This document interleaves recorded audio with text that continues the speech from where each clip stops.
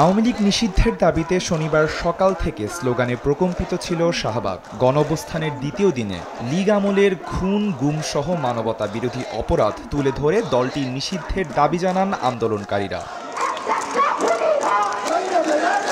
রাত ৮টায় সরকারকে ১ ঘন্টার আলটিমেটাম দেয় আন্দোলনকারীরা। সময় পেরিয়ে গেলে মিছিল নিয়ে যমুনার দিকে যাত্রা করে অবস্থান নেওয়া হয় ইন্টারকন্টিনেন্টাল মোড়ে। প্রায় ২ ঘন্টা পর যমুনা থেকে ঘোষণা আসে, বিচার শেষ না হওয়া পর্যন্ত আওয়ামী লীগের সকল কার্যক্রম বন্ধ রাখা হবে। এতে আন্দোলনকারীরাও উচ্ছ্বাসে ফেটে পড়েন। এটা ছিল আমাদের জুলাইয়ের আকাঙ্ক্ষার প্রথম একটা বিষয়, আওয়ামী লীগ নিষিদ্ধ হয়েছে। এর জন্য আমরা খুবই আনন্দিত।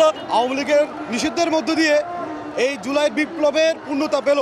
ফেসবুক পোস্টে নেতা নাহিদ ইসলাম সংগ্রাম চালিয়ে যাওয়ার আহ্বান জানান। ফলে শাহবাগের রাস্তাতেই অবস্থান কর্মসূচি পালন করে দ্রুত দল নিষিদ্ধ ও জুলাই ঘোষণাপত্র বাস্তবায়নের দাবি জানাতে থাকে ছাত্র জনতারা। যদি রাজনৈতিক দলগুলো এভাবেই আমাদেরকে বাধ্য করতে থাকে, নানানভাবে এই ছাত্র জনতাকে বাধ্য করতে থাকে যে রাস্তায় নেমেই এই ফয়সালা হওয়া বিষয়গুলো পুনর্ফয়সালা করার জন্য, তাহলে আসলে বাংলাদেশের রাজনৈতিক পরিস্থিতি আসলে ছাত্র জনতার হাতেই থাকবে।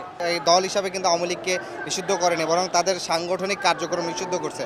আমরা মনে করি অতি দ্রুত বিচারিক প্রক্রিয়ার মাধ্যমে দল হিসাবে আওয়ামী লীগকে নিষিদ্ধ ঘোষণা করতে হবে। পরে রাত ৩টার দিকে শাহবাগে আসেন হাসনাত আবদুল্লাহ সহ জুলাই আন্দোলনের অন্যান্য নেতাকর্মীরা। এ সময় হাসনাত বলেন, আওয়ামী লীগের বিচারের রোডম্যাপ ঘোষণা করতে হবে। জুলাই ঘোষণাপত্র নিয়ে অন্তর্বর্তী সরকার টালবাহানা করছে বলে অভিযোগ করেন তিনি। সোমবার কার্যদিবস শুরু হলে আওয়ামী লীগের সকল কার্যক্রম নিষিদ্ধের পরিপত্র নিয়ে আনন্দ মিছিল করার ঘোষণাও দেওয়া হয়। বিগত সময়ে জুলাই ঘোষণাপত্র নিয়ে এই অন্তর্বর্তীকালীন সরকারের টালবাহানা আমরা লক্ষ্য করেছি।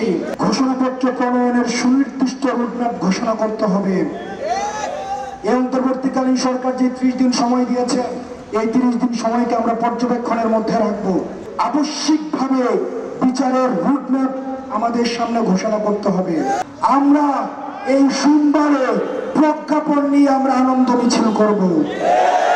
মধ্যরাতে আন্দোলনকারীদের সঙ্গে সংহতি প্রকাশ করেন হেফাজতে ইসলাম বাংলাদেশের যুগ্ম মহাসচিব মাওলানা মামুনুল হক।